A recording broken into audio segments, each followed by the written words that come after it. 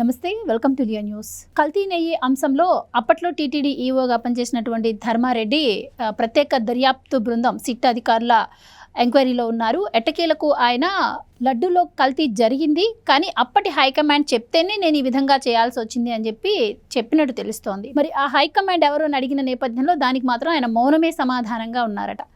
ఇదిలా ఉంటే మరోపక్క సజ్జల రామకృష్ణారెడ్డి గారు వచ్చి మాట్లాడుతున్నారు. అసలు లడ్డూలో కల్తీనే జరగలేదని, ఏవైనా పశువులు ఫర్టిలైజర్స్కి సంబంధించిన ఎరువులు తిన్నప్పుడు దాని ద్వారా ఇలా కల్తీ రిజల్ట్స్లో వచ్చుండొచ్చు అని చెప్పి ఇప్పటికీ కూడా ప్రజలను మభ్యపెట్టే ప్రయత్నమే చేస్తున్నారు. అసలు ఏ విధంగా చూడొచ్చు అన్న విషయాలను తెలుసుకుందాం. మనతో పాటు ఉన్నారు సీనియర్ పొలిటికల్ అనలిస్ట్ అంకంరావు గారు. నమస్కారం అండి.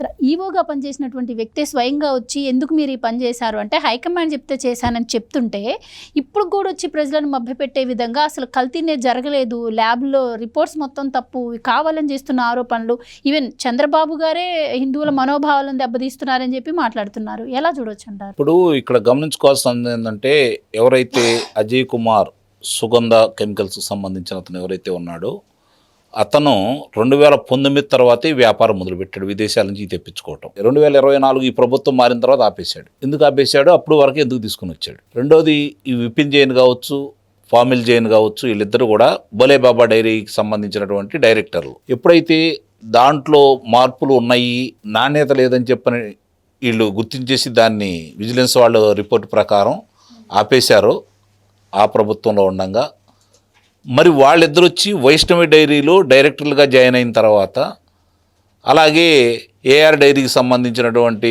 దగ్గర నుంచి వాడు చక్రం తిప్పుతున్న తర్వాత ఎలా అనుమతించారు?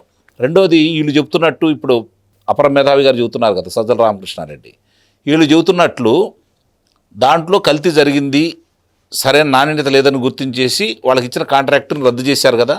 మరి ఎవరి మీద చర్యలు తీసుకున్నారు? ఎందుకు చర్యలు తీసుకోలేదు? ఈరోజు వీళ్ళు తీసుకుంటున్నారు కదా చర్యలు, మీరు ఎందుకు తీసుకోలేదు? అంటే ఇక్కడే మీ డొల్లతనం బయటపడతానే ఉంది కదా. పశువులు వేరు, మామూలుగా గేదెల పాలు అనేది వేరు, కానీ నాణ్యమైనటువంటి గోమాతల నుంచి సేకరించినటువంటి పాలలోంచి వెన్నదీసి నెయ్యిగా తయారు చేసి పంపించే నందిని నెయ్యి వాళ్ళని, వాళ్ళు రైతులు, వెంకటేశ్వర స్వామికి వాళ్ళు భక్తులు కాబట్టి తక్కువ ధరకి, నష్టమైనా పర్లేదు మిగిలిన చాట లాభాలు వస్తున్నాయి కాబట్టి తక్కువ ధరకి ఇవ్వాలని చెప్పని వాళ్ళు నష్టాలు భరించి ఆ దేవదేవుడి మీద ఉన్న ప్రేమతోటి ఆపద మొక్కుల వాడు ఆయనకి ఇదోతికంగా మా వంతుగా మేము కూడా ఏదో విధంగా చేసిన వాళ్ళం అవుతామని చెప్పిన వాళ్ళు ముందుకు వచ్చి ఇస్తూ ఉంటే, వాళ్ళని కాదని దానికి దీనికి కొన్ని వందల రూపాయల వ్యత్యాసం ఉంటే నాణ్యమైన నెయ్యి వస్తుందని మీరు ఎలా భావించారు? ముందు దీనికి సమాధానం చెప్పండి. అయినా నియమ నిబంధనలన్నీ మార్చి, అంటే ఇన్ని లక్షల లీటర్ల పాలు సేకరణ చేసిన వాళ్ళకి మాత్రమే ఇవ్వాలి, ఇన్ని కిలోమీటర్ల పరిధిలోనే ఇవ్వాలి, అది దాటి ఇవ్వకూడదు అనే నిబంధనలు ఉంటే వాటిని మార్చి మీరు ఎలా ఇచ్చారు? దానికి మీ దగ్గర ఇప్పటివరకు సమాధానం ఉందా? 2022లో సుబ్బారెడ్డి చైర్మన్గా ఉండగా ఏదైతే గోడౌన్ ఉందో, ఈ ఆహార దినుసులు సంబంధించి గోడౌన్ ఏదైతే ఉందో అక్కడికి వెళ్ళి పరిశీలించి అందుట్లో నాణ్యత లేదని, నాసిరకంగా ఉన్నాయని చెప్పని, వాటి మీద చర్యలు తీసుకోమని చెప్పని ఆకాశరామన్న ఉత్తరాన్ని బేస్ చేసుకొని వెళ్ళి అక్కడ చేసేసి ఇతను రద్దు చేసినటువంటి సుబ్బారెడ్డి ఎవరి మీద చర్యలు తీసుకున్నాడు? దీనికి సజ్జల రామకృష్ణారెడ్డి దగ్గర సమాధానం ఉందా? 23లో అక్కడికి వెళ్ళి పరిశోధన చేశారు, ఆ రోజు ఇప్పుడు ఉంటాయా అంటే ఉంటాయి. ఎవరి దగ్గర నుంచి మీరు తీసుకున్నారో రికార్డులో ఉంటాయి. కొన్నారనుకోండి, జిఎస్టీ కట్టాలా, ఇన్కమ్ ట్యాక్స్ కట్టాలా, అమ్మినా కూడా లెక్కలు రావాలి కదా. కాబట్టి అవన్నీ ఉంటాయి కదా. అసలు భోలే బాబా డైరీ అతనికి మామూలుగా పాల సేకరణ చేయకుండానే మీరు ఏ విధంగా ఇచ్చారు?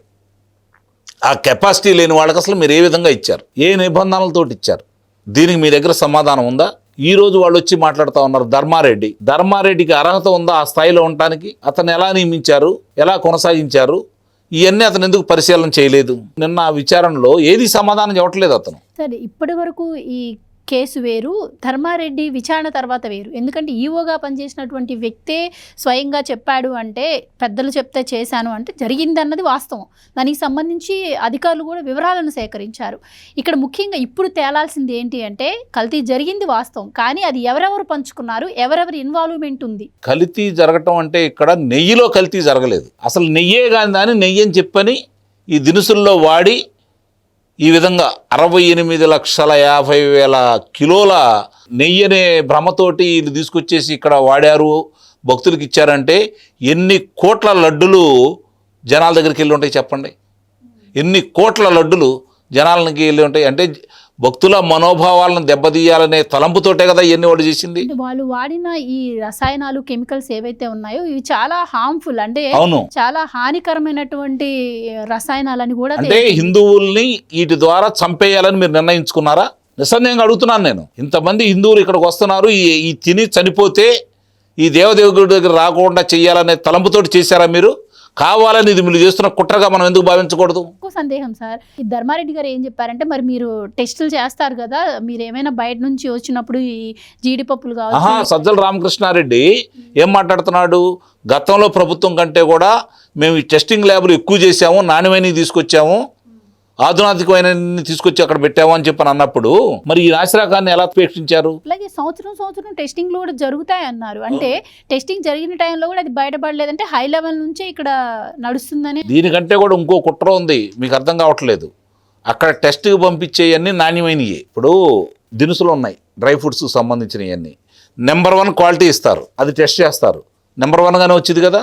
కానీ ఈ లోడ్లో ఉండే అవి కాదు కదా, గోడంలో దిగే అవి కాదు కదా, నెయ్యి అయినా అదే కదా వాళ్ళు అలా చేసేది. అంటే ఒక 10 కిలోలు తీసుకొస్తారు, 10,000 కిలోలు ఈ నెయ్యిని వాడతారు. అంటే చాలా తెలివిగా వ్యవహరిస్తున్నారు వాళ్ళు. ఇందాక మీరు అన్నారు ఇందుట్లో ఎవరెవరు భాగస్వాములు, సుబ్బారెడ్డా, ధర్మారెడ్డా, కరుణాకర్ రెడ్డా, సజ్జల రామకృష్ణారెడ్డా, జగన్మోహన్ రెడ్డా, ఇవన్నీ రేపు త్వరలో బయటకు వస్తాయి.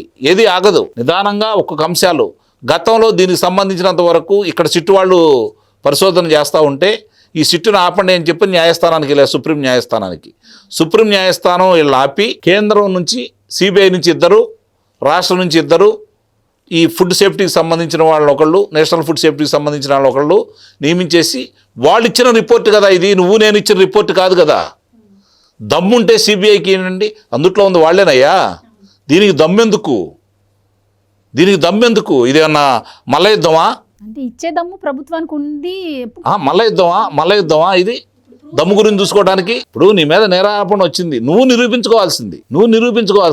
ఇప్పుడు సిబిఐ వాళ్ళు కూడా రాష్ట్ర ప్రభుత్వమా, ఫుడ్ సేఫ్టీ వాళ్ళు కూడా రాష్ట్ర ప్రభుత్వమా?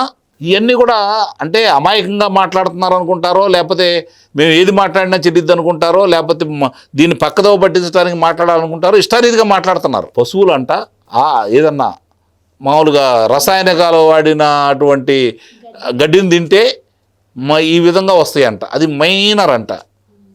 అంటే మాట్లాడటానికి కూడా, కాకపోతే ఏంటంటే వాళ్ళు ఇలానే మాట్లాడాలని అయితే నేను కోరుకుంటున్నా. ఎందుకంటే మంచిగా మాట్లాడాలని కానీ, తప్పు ఒప్పుకోవాలని కానీ, పొరపాటు జరిగిందని కానీ, క్షమించండి అని కానీ వాళ్ళు నోటెమ్మట రాకూడదు. ఎందుకంటే వాళ్ళు ఇలానే మాట్లాడాలా, భక్తులందరూ ఇవన్నీ గమనిస్తానే ఉన్నారు. సార్ అంటే వాళ్ళ అధ్యక్షుడు కూడా మొన్న మధ్య అదే చెప్పాలండి, కల్తీ లడ్డు అంశం బయటపడ్డప్పుడు వాళ్ళ అధ్యక్షుడు కూడా అదే చెప్పారు. ఇలా ఉంటే సార్ ఇక్కడ ఈ వైవి సుబ్బారెడ్డి గారు ఎవరైతే ఉన్నారో అతని బ్యాంకు లావాదేవీలు ఇవ్వడానికి అతను విముఖత వ్యక్తం చేశాడు, కోర్టు నుంచి ఆర్డర్స్ తెచ్చుకున్నారు. కానీ అతని పిఏ చిన్న అప్పన్న అకౌంట్స్ చూస్తే అతని నుంచి వేరే వాళ్ళకి ఎంత డబ్బు వెళ్ళిందన్నది తెలుస్తోంది. అధికారులు కొన్ని ఆధారాలు కూడా లభించాయి. సో ఈయన బ్యాంక్ అకౌంట్స్ కూడా చెక్ చేస్తే ఇతని బ్యాంక్ అకౌంట్ నుంచి ఇంకెంతమందికి వెళ్ళాయి అన్నది కూడా తెలిసే అవకాశం ఉంటుంది.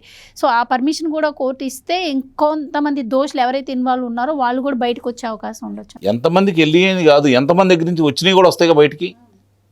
ఇతని ఖాతాలో, ఇతని సత్యమణి ఖాతాలో ఎవరెవరి ఖాతాల్లో నుంచి వచ్చినాయి, ఆ ఖాతాకి జమ చేసిన వాళ్ళు ఎవరు, ఈ వివరాలన్నీ బయటకు వస్తాయి కదా. ఇప్పుడు అతను ఇవ్వకపోయినా కూడా ఇవన్నీ సేకరిస్తారు, ఎందుకంటే ఆ హక్కు వాళ్ళకు ఉంటుంది, సుప్రీం న్యాయస్థానం నియమించింది. అంటే ఇవన్నీ బయటపడతాయి అనే కదా అతను ఇవ్వకుండా ఉంటుంది.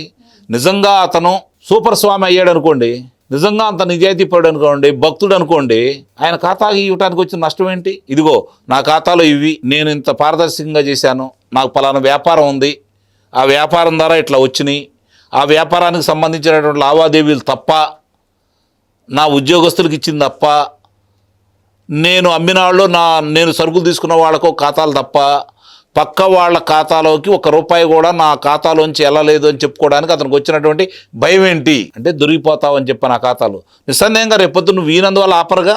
చాలామంది చాలా మొండికేశారు చాలా విషయాల్లో, అన్నీ బయటికి లాగుతున్నారు కదా, దీన్ని కూడా బయటికి లాగుతారు. నీ పాన్ కార్డు కొట్టంగాల్లోనే మొత్తం నీ పేరు మీద ఎన్ని ఖాతాలు ఉన్నాయో బయటకు వస్తాయిగా, ఎన్ని వ్యాపారాలు ఉన్నాయో బయటకు వస్తాయిగా. నిస్సందేహంగా అవి కూడా బయటికి తీస్తారు. ప్రస్తుతానికి ఒక క్రమ పద్ధతిలో వెళ్తున్నారు వాళ్ళు, హడావుడి పట్టలేదు. విచారణ అనేది సంపూర్ణంగా చేస్తున్నారు. దోషులను గుర్తించారు, లావాదేవీలను గుర్తించారు, ఎవరి చేతిలో ఎక్కడెక్కడ మార్పులు జరిగినాయో ఎవరో లబ్ధిదారులో గుర్తించారు. వీటన్నిటికీ సమాధానం చెప్పుకునే వాళ్ళకి ఇది తప్పు ఇది ఒప్పు అని చెప్పుకోవడానికి వాళ్ళ దగ్గర ఈరోజు ప్రభుత్వం చేస్తున్న తప్పు మేము ఒప్పు చేసామని చెప్పుకోవడానికి వాళ్ళకి అవకాశం లేదు కాబట్టి ఈ విధంగా మాట్లాడుతున్నారు. ఏదేం జరిగినా కూడా జగన్మోహన్ రెడ్డి కోసం ఎదురు చూస్తున్నారంట. జగన్మోహన్ రెడ్డిని మిస్ అయ్యామని చెప్పని బాధపడుతున్నారంట. నిస్సందేహంగా మిస్ అయ్యామని బాధపడుతున్నారు.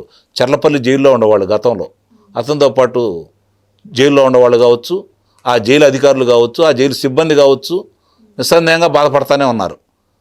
ఆ తర్వాత నువ్వు కూడా వస్తావు, కంగారు పడొద్దు. అందరూ వరుస క్రమంలోనే ఉన్నారు. ఎందుకంటే హిందువుల మనోభావాలను దెబ్బతీశారు మీరు, హిందువుల్ని రాకుండా చేయాలని భావించారు, ఆ దేవదేవ భక్తుల్ని మీరు అపవిత్రం చేయాలని చెప్పి చూశారు, చంపేయాలని కూడా చూశారని చెప్పి నేను మాట్లాడుతున్నా. ఈ విష పదార్థాలు కలిపి వాళ్ళని చంపేయాలని కూడా మీరు చేశారని చెప్పి అయితే నేను భావిస్తున్నా. కాబట్టి ఇవన్నీ కూడా త్వరలోనే బయట పెట్టాలి. ఈ కూటమి ప్రభుత్వం ఇప్పటివరకు చాలా చక్కగా జరుగుతూ ఉంది. ఈ సిట్టు మిగిలిన విషయాలు కూడా బయట పెడితే ఆ దేవదేవుడే చూసుకున్నాడు వీళ్ళ సంగతి, అందుట్లో ఎలాంటి సందేహం కూడా లేదు. భవిష్యత్తులో కూడా అన్నీ జరుగుతాయి అని అయితే నేను భావిస్తున్నాను. Thank you so much. Please subscribe to Leo news for more videos.